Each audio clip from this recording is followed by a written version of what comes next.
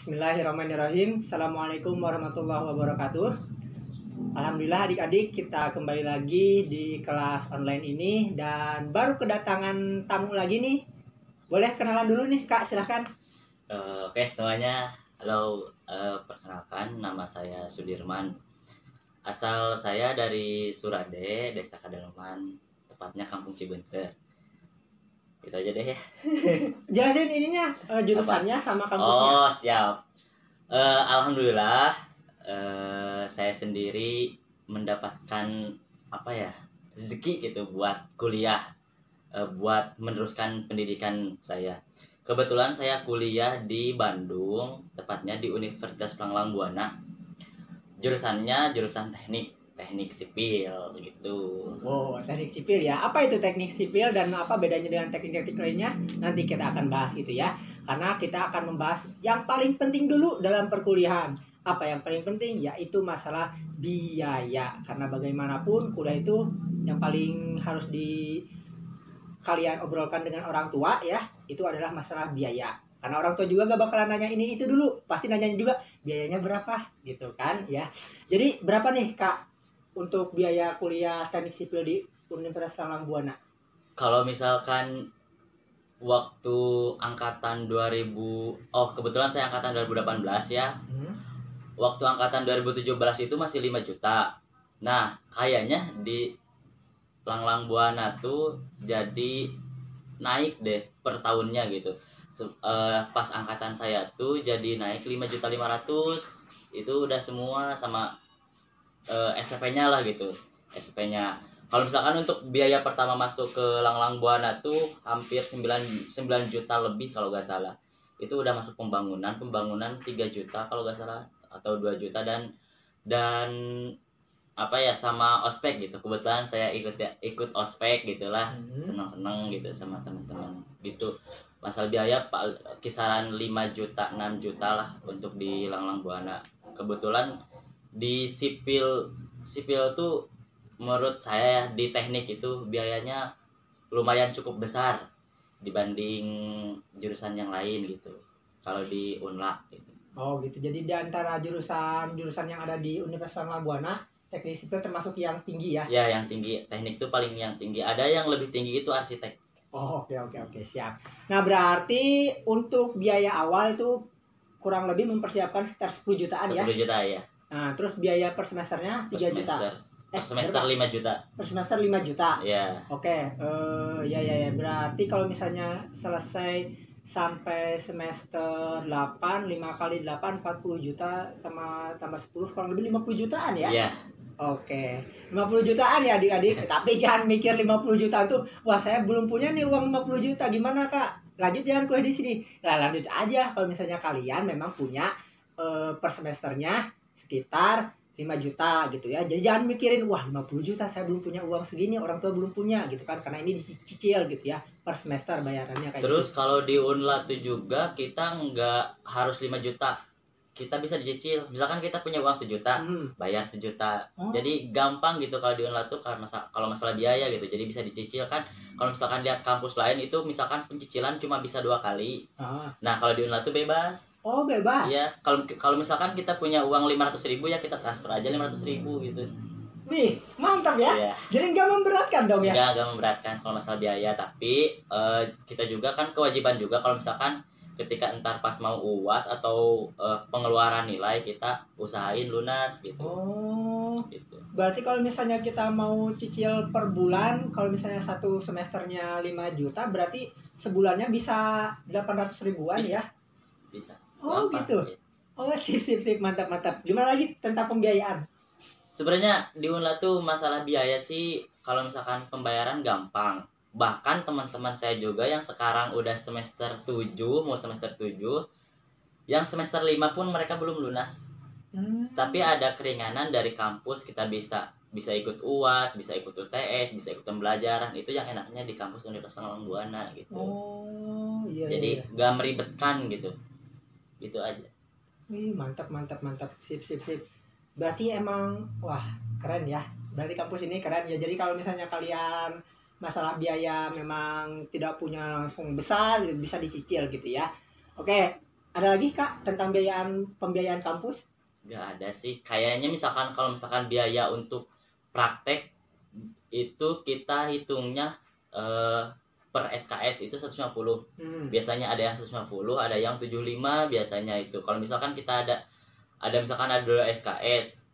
Misalkan praktek beton nih. Kita praktek beton ada 2 SKS berarti kita bayar 300 gitu. Itu aja. Kalau misalkan masalah uang praktek itu di luar SPP. Oke, siap. Kayak gitu ya adik-adik untuk masalah pembiayaan jurusan gitu ya di Universitas Langgang Buana. Nah, lanjut kita ke pembahasan mengenai biaya hidup, biaya sehari-hari gitu kan.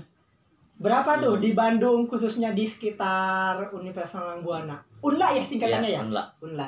Singkatannya UNLA.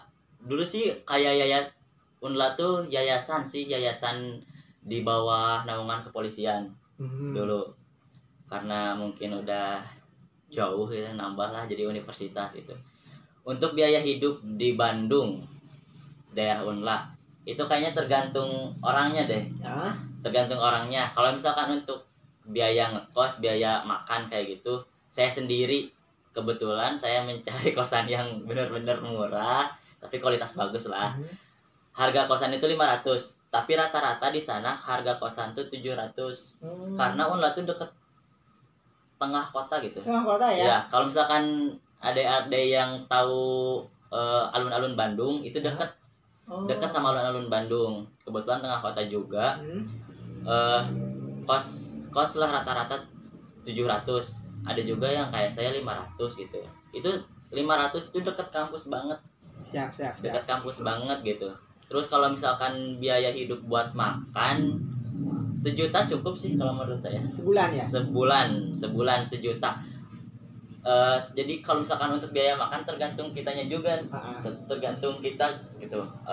Ngiritnya kayak gimana gitu. Harus irit lah gitu kalau di Bandung mah. Oke.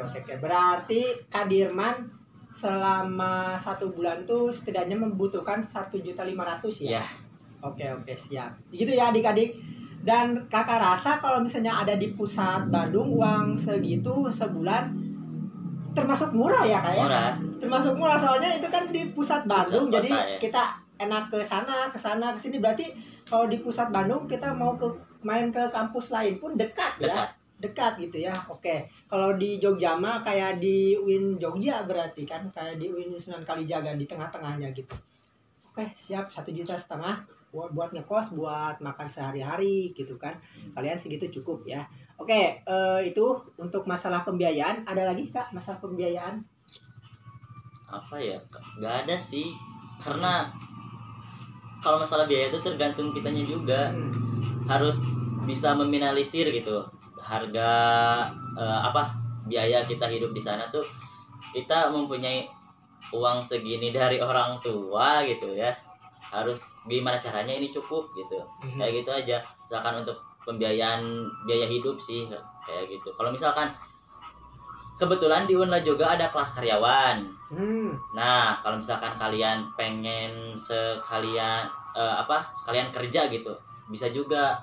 Kita kelas karyawan di sana ada kelas B sama C. Kelas B itu kita kuliah dari jam 3 sore sampai jam 8 atau enggak jam 9 gitu. Sedangkan untuk kelas C itu kita kuliah Sabtu sampai Minggu aja. Jadi di sana setiap jurusan ada kelas karyawannya. Berarti untuk pembiayaannya sama aja atau lebih mahal? Sama aja. Sama aja ya? Sama aja. Oke. Nah, buat kalian yang memang pengen kuliah sambil kerja bisa tuh masuk ke kelas karyawan. Jadi kalian kerja dari Senin sampai Jumat, Sabtu sama Minggu kalian masuk gitu ya.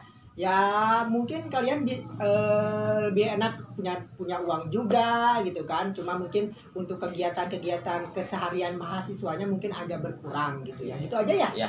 Untuk bedanya kelas karyawan sama kelas reguler kayak gitu. Kalau kelas reguler kan banyak kegiatan mahasiswanya tuh kayak UKM, ini kegiatan mahasiswa dan lain sebagainya, organisasi. Ya nggak apa-apa lah, hidup juga pilihan gitu kan. Kalian mau mana nih, mau yang dapat uang atau mau yang berkegiatan sosial sebagai mahasiswa gitu. Kalian tinggal pilih aja kayak gitu adik-adik. Oke, itu masalah pembiayaan. Kita lanjut ke masalah jalur masuk. Apa aja tuh jalur masuknya?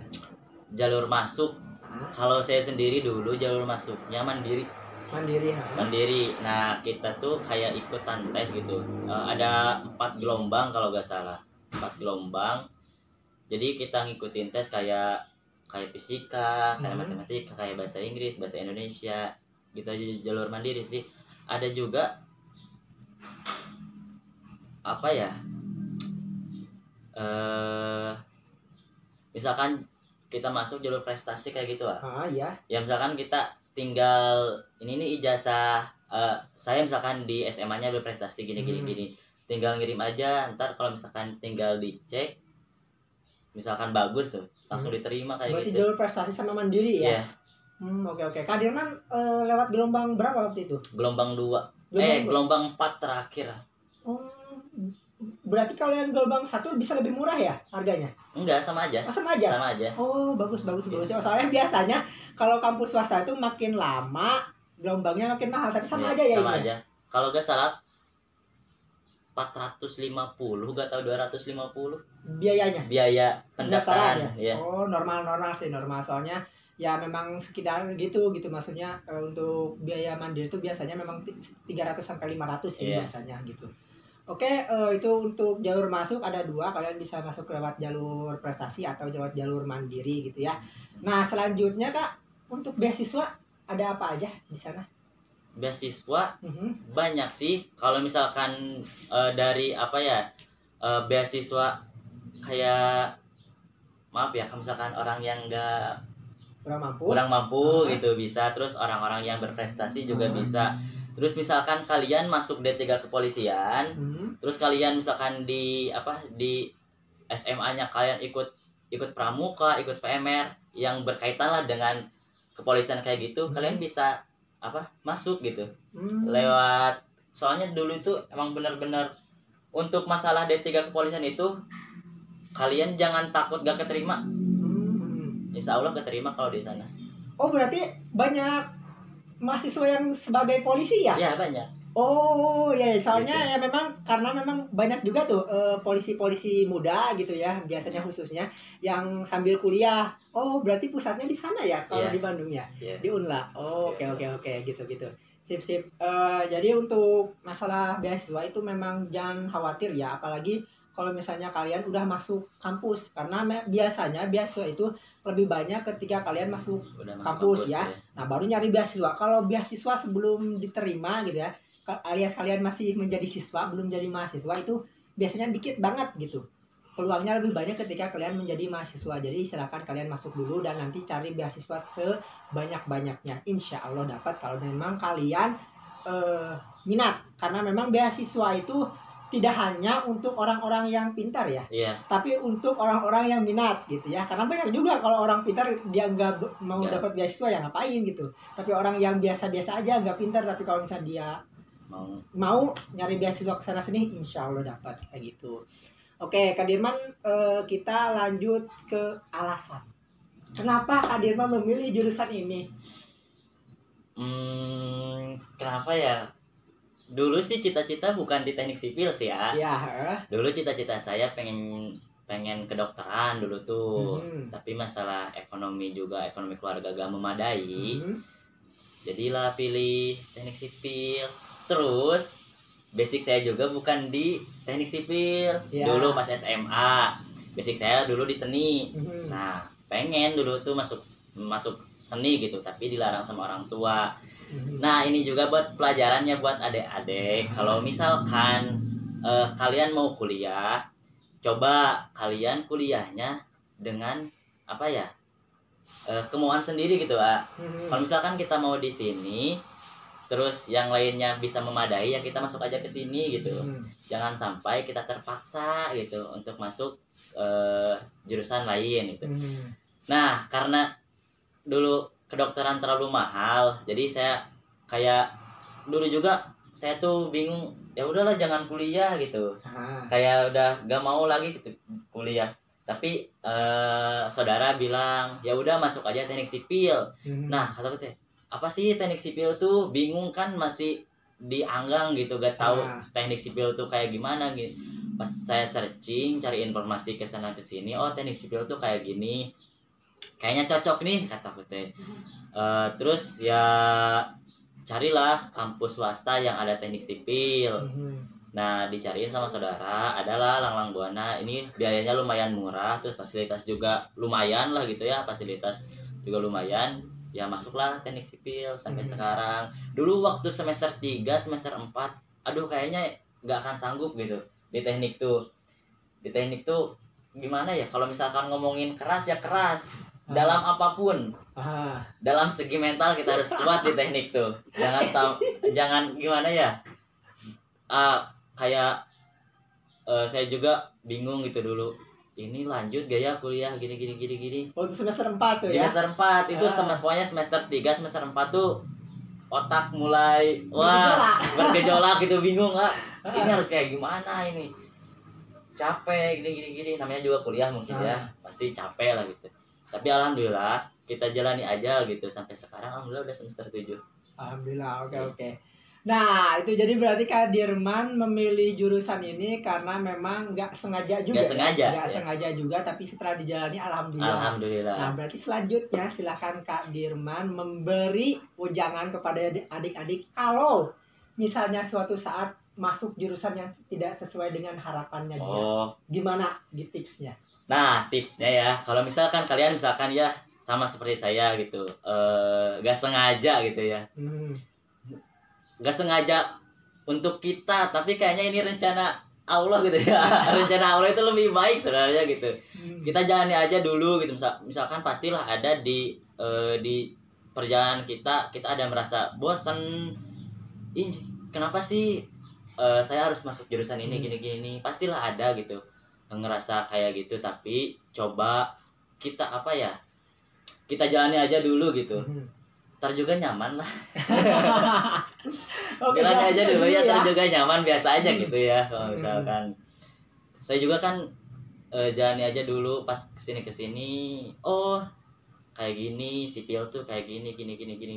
Jadi tahulah, jadi kita bisa ngejalur gitu. Pokoknya jalani aja dulu sih. Oke. Jalani dulu ya adik-adik, jangan dulu langsung keluar. Siapa tahu emang itu jalan terbaik yang Allah siapkan buat kalian kayak gitu. Oke Kak Dirman, kita membicarakan tentang jenjang karir nih kedepannya. Kira-kira gimana nih? Pasti kan orang tua kalian juga nanya, kalau misalnya nanti orang tua nanya, nanti kalau ngambil jurusan ini mau jadi apa? Apa kedepannya? Nah kayak gitu, gimana Kak Dirman? Nah kan jurusannya tuh teknik sipil. Nah orang-orang tuh kalau misalkan ada orang yang nanya, Man katanya kuliah di mana? Di Bandung, jurusan apa? Teknik sipil. Oh ntar jadi PNS. Nah, orang-orang tuh bilangnya kayak gitu, tapi salah itu. Karena ada sipil-sipilnya. Ada sipil-sipilnya. Kita bukan jadi PNS gitu, tapi kita juga bisa ntar kita nyalonin jadi PNS. Nah, untuk di Kementerian PU ya? Iya.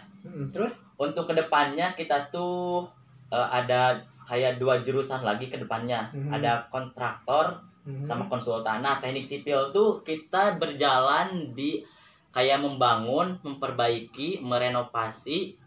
Kayak ntar kita kerjanya tuh di pembangunan kayak gitu. Ntar kita kerja di jembatan, proyek-proyek gitu ya. Proyek-proyek gitulah. Proyek-proyek gede bos, miliaran semua. Terus pokoknya ntar kita di jembatan, di kereta api. Ntar jadi kita kerja tuh ntar ada 2 ya, kontraktor sama konsultan. Jadi konsultan tuh orang-orang yang ngasih idenya gitu. Kayak misalkan harus kayak gini nih, pembangunan kayak gini. Sedangkan kontraktor tuh orang yang bekerja di lapangannya. Jadi balance lah gitu, harus ada 2 orang gitu. Kalau misalkan untuk masalah pembangunan kayak gitu. Jadi ntar kita ke proyek-proyekan kayak gitulah. Nah iya benar. Nah Kak Dirman sendiri ngambil mana? Kontraktor ya. Karena kalau misalkan gimana ya, saya tuh orangnya suka langsung di lapangan lah. Saya pengen tahu tuh di lapangan tuh kayak gimana. Bukan konsultan gak bagus ya. Konsultan tuh orang-orang yang cerdas menurut saya. Orang-orang yang cerdas yang bisa ngasih motivasi, ide pembangunan itu kayak gimana. Tapi karena saya orangnya suka di lapangan, suka panas-panas gitu ya, kayak lebih menantang gitu. Oh gitu, oke. Nah jadi buat kalian yang masih bingung kenapa namanya teknik sipil itu kan namanya sipil itu kan manusia ini ya, maksudnya rakyat kayak gitu. Jadi orang-orang gitu, sipil itu orang-orang gitu kan. Nah, jadi kita tuh membangun teknik-teknik ya kayak gitu, pembangunan. Nah, yang terbaru kalau di Surade ini nih, Puskesmas Surade. Iya. Nah, ini sama-sama kontraktor juga nih. Iya. Nilainya juga lumayan, miliaran. Pokoknya emang sipil tuh kerjaannya jarang yang ratusan juta ya. Ya jarang. Jarang banget. Pasti miliaran gitu Iya. proyek-proyeknya gitu. Proyek jembatan, proyek apalah pokoknya yang biasanya itu kerjasamanya sama Kementerian PU ya. Iya. Pekerjaan umum. Nah, makanya kalau misalnya kebanyakan jadi PNS-nya itu PNS pekerja umum gitu ya di Kementerian PU. Nah, jadi buat kalian yang sering lihat proyek-proyek pemerintah ngebangun sirkuit, mungkin ngebangun apa aja, pokoknya semua proyek-proyek pemerintah itu biasanya menggunakan pihak ketiga gitu ya. Pihak kedua, pihak ketiga berarti ya disebutnya. Kan pemerintah, terus nanti kita ngerjain proyek pemerintah gitu kan. Ketiga kayaknya. Proyek ketiga ya? Proyek ketiga. Pihak ketiga. Jadi pemerintah punya proyek, misalnya nih saya punya proyek buat ngebangun sirkuit misalnya yang di Mandalika gitu kan. Nah, itu ke orang teknik sipil gitu. Oh, gini kan. Nanti tuh pemerintah ngadain semacam pelelangan ya. Iya. Nah, nanti yang dapat pelelangan itu nah dikerjain lah sama orang itu kayak gitu. Dan ya pastilah kalau proyek pemerintah itu pasti miliaran. Jarang banget yang ratusan juta tuh udah gak laku ya di situ ya. Di teknik sipil. Kayak gitu adik-adik, makanya memang banyak lah insya Allah lah masalah perduitan mah, karena memang negara Indonesia pasti akan terus melakukan pembangunan kan. Iya. Terus gini juga kalau misalkan ada yang suka bilang gitu ya, kenapa sih harus kuliah di teknik sipil? Entar jadi mandor paling cina. Parah-parah jadi kuli katanya gitu. Iya. Kita bukan mandor tuh kayak di bawah kita banget gitu. Jauh emang. Jauh. Mandor tuh kayak kalian masih kuliah aja kalian bisa jadi mandor. Di proyekan gede gitu, kalian bisa jadi mandor gitu. Sebenarnya untuk masalah ke depan di teknik sipil tuh, kalian kalau ngambil jurusan teknik sipil tuh kalian gak akan susah cari kerja, katanya. Tapi belum pengalaman juga gitu ya saya. Kebanyakan orang yang kayak gitu, soalnya di teknik sipil tuh pembelajarannya ya yang saya tahu tuh semua ada. Apa aja tuh? Belajar apa aja selama kuliah? Psikologi ada.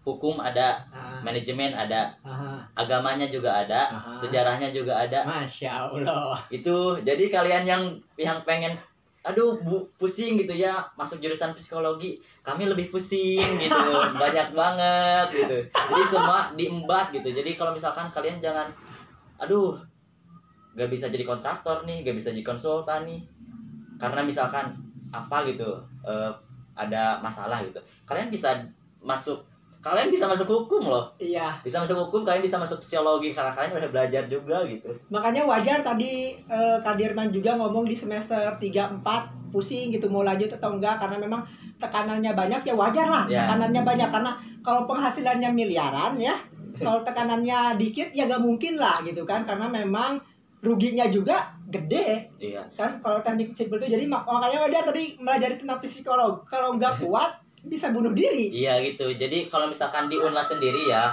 dari semester 1 sampai 4 tuh kita benar-benar pelajaran yang umum. Nah, dari semester 5 sampai semester 6 kemarin baru kita ke yang teknik sipilnya kayak gitu, kayak beton, kayak jembatan, kayak pelabuhan, kayak gitu, kayak irigasi. Lebih ke fokusnya kita di ujung-ujung semester kayak gitu. Dari kalau semester sebelum-sebelumnya kita lebih ke yang umumnya gitu. Oke. Nah terus nih bagi adik-adik SMA nih, pasti mereka juga nanya apa aja sih Kak pelajaran yang harus kita siapkan gitu biar lebih enteng gitu ya masuk ke teknik sipil nih. Yang harus apa bekal gitu ya? Bekal. Fisika. Wah. Fisika sama matematika itu benar-benar harus kalian punya gitu, apalagi fisika. Kalau nah untuk kalian yang suka fisika nih, cocok ini mah. Jurusan ini cocok ya. Cocok. Buat kalian yang suka fisika silakan masuk jurusan ini. Cocok sekali gitu ya. Cocok sekali. Tapi enggak di Unla juga enggak langsung gitu, enggak langsung kayak misalkan langsung ke jembatan kayak gini-gini, kayak mekanika fluida kan, kayak gitu-gitu. Jadi dasarnya dulu, fisika juga dasarnya dulu. Kita dari dasar dulu. Matematika tuh dasarnya dari limit dulu malah. Itu. Oke.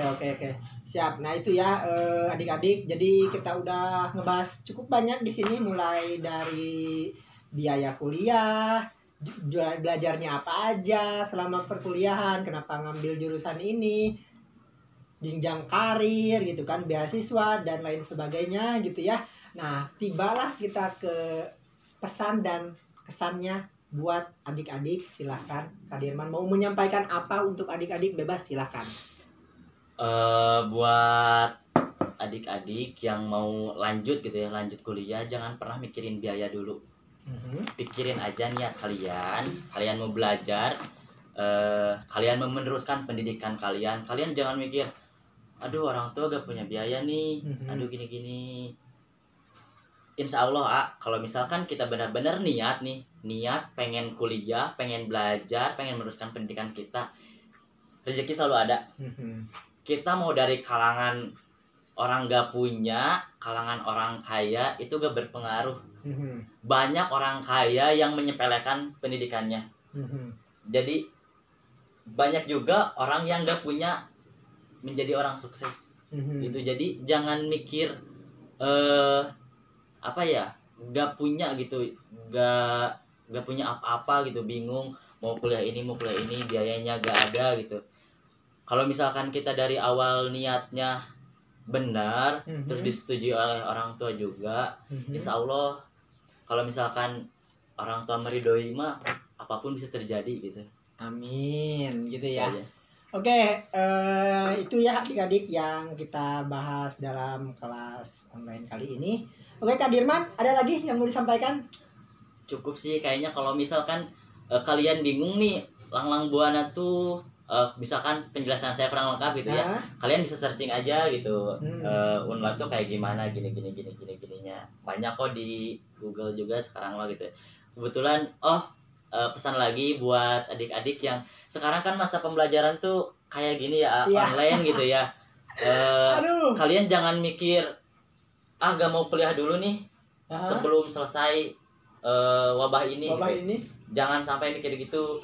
Soalnya gimana ya, orang berkembang tuh beda-beda. Mungkin saya berkembangnya secara langsung gitu ya, mungkin kalian berkembangnya secara online gitu. Tapi jangan mikir kalian ada kuliahnya juga gini gitu.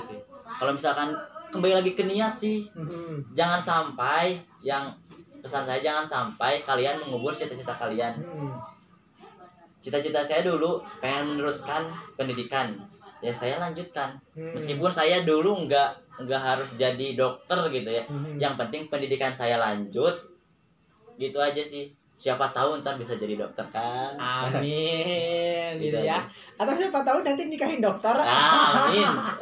Oke, gitu ya adik-adik, pesan dari Kak Dirman. Sekali lagi Kak Dirman, terima kasih sudah bergabung di kelas online kita. Buat adik-adik yang pengen hubungin Kak Dirman, boleh nggak? Boleh, bisa lah, lewat WA juga boleh, lewat medsos juga boleh. Iya. Oke, nanti kita ada di sini ya, nanti medsosnya Kak Dirman gitu. Oke, sekali lagi terima kasih setelah mengisi kelas online. Oke, adik-adik, buat kalian yang pengen jurusan apa gitu yang dibahas, kampus mana yang dibahas, atau pengen siapa pematerinya, silahkan komentar aja, nanti kakak akan carikan, insya Allah dapat gitu ya, mudah-mudahan gitu ya. Sekali lagi terima kasih Kak Dirman. Oke, adik-adik, sampai jumpa lagi di kelas online selanjutnya. Assalamualaikum warahmatullahi wabarakatuh.